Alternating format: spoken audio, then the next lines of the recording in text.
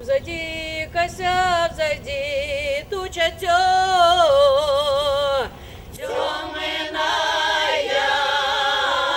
ох, и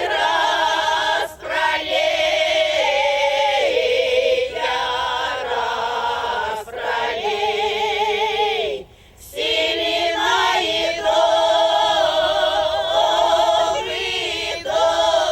дождичек.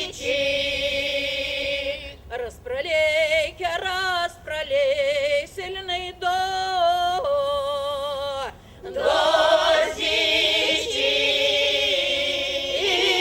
и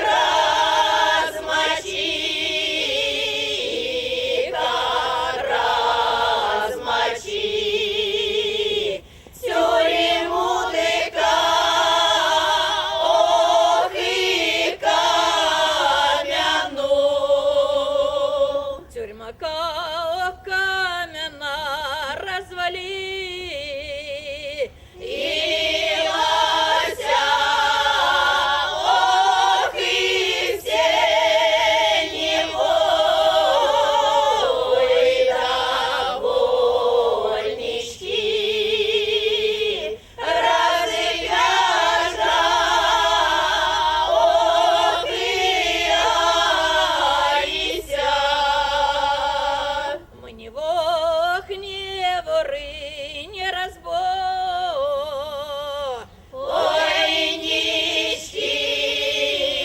ох, и пугачевские.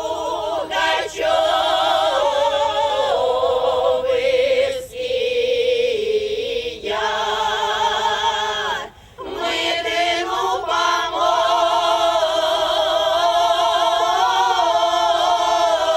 помощнички. У меня мама очень хорошо пела, и родственники хорошо пели. И сельчане у нас, село очень было такое певческое. И вот мы от них и учились.